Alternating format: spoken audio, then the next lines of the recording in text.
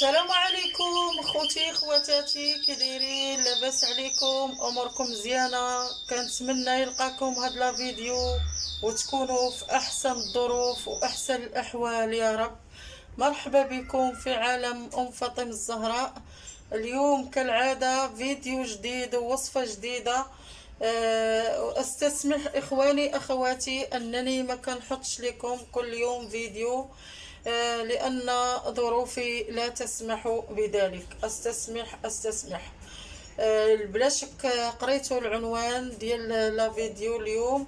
هو عندي هنايا الثوم والماء، مكونين كيتواجدوا في كل بيت. الماء عندنا موجود، والثوم حتى هو موجود، ولكن النتيجة ديال هاد الوصفة لا تقدر بثمن. أقسم بالله العلي العظيم، النتيجة ديال هاد الوصفة لا تقدر بثمن.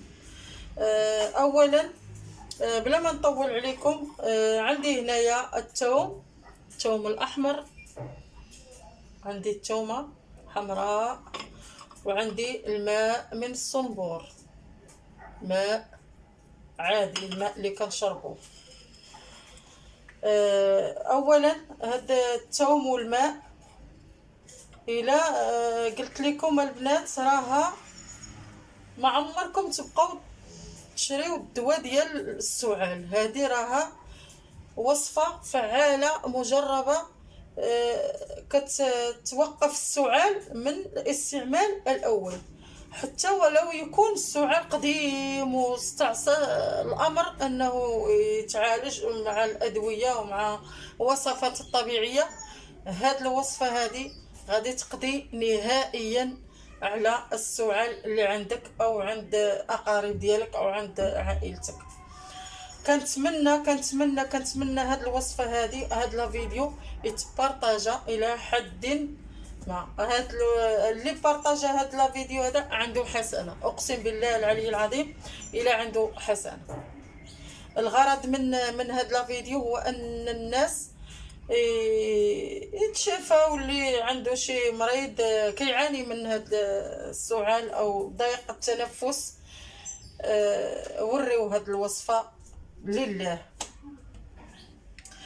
هاد عندي هنايا كيف ذكرت لكم، طولت عليكم سمحوا لي، ولكن ضروري خاصني نشرح شويه. عندي هنا كيف ذكرت لكم الثومه حمراء والماء. طريقه سهله بسيطه ولكن فعاله. عندي ناخذ هذا الكاس ديال الماء، وغادي ناخذ جوج فصوص ديال الثوم، جوج. من الاحسن تكون الثومه حمراء، وذكر الثومه تكون حمراء. عندي جوج هنا فصوص ديال الثوم. وهاد الوصفه هذه اللي عنده الناس اللي عندهم الطونسيون هابط كنصح ما يستعملوهاش، ولكن الا كانوا كيعانيو من هاد السعال، لان هاد السعال ما كيستحملو حتى شي انسان، الله ينجينا وينجيكم منه. خصوصا في الليل الانسان كيبغي كيجي للفراش يبغي ينعس، وعاد كيجي داك السعال ما يخليهش ينعس، وكيوليو جميع الاعضاء الجسم ديالو كتتألموا. الله يسمح لينا وصافي، الله يشافي اللي من هو مريض، الله يشافيه. وخصوصا هاد السعال راه صعيب شويه.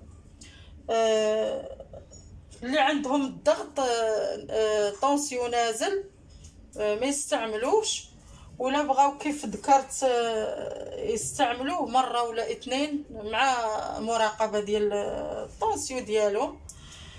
واللي عنده الطونسيون طالع يستعملها ماشي مشكل.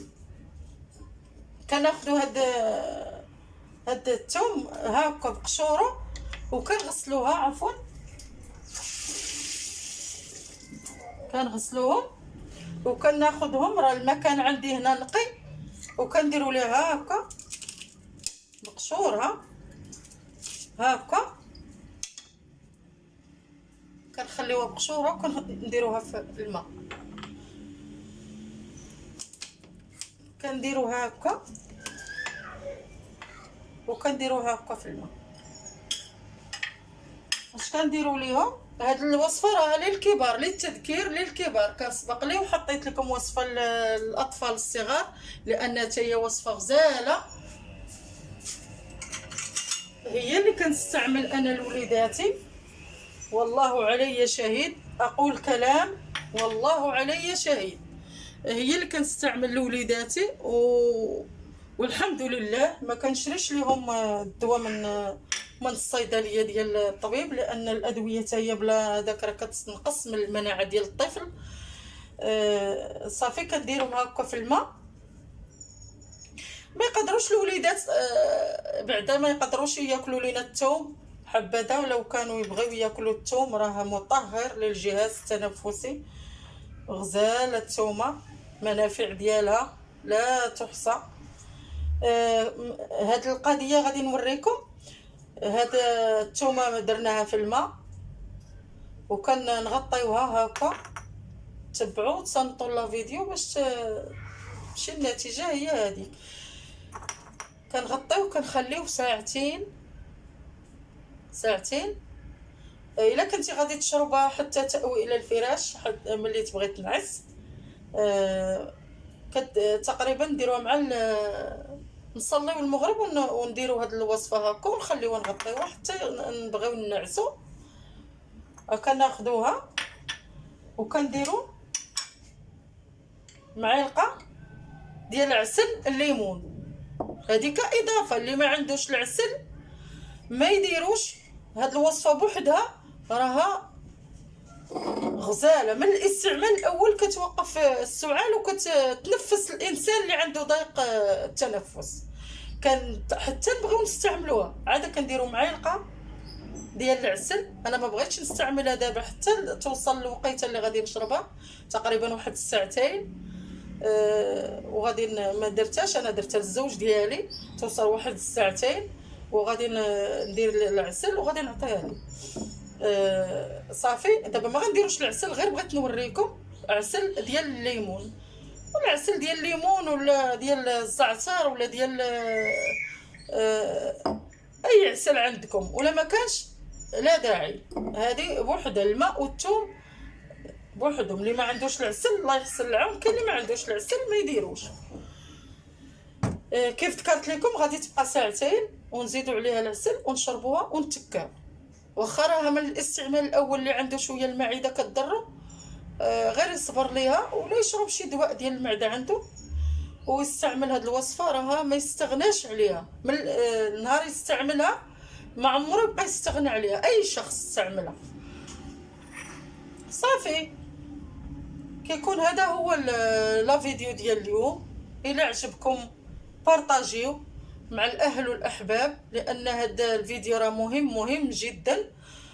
وما تنساونيش من لي لايك وتعاليق ديالكم الزوينه، واللي استعمل هذه الوصفه يرد عليا في كومونتير. وانتظروني في فيديو اخر ووصفه جديده ان شاء الله بحول الله. يلا السلام عليكم.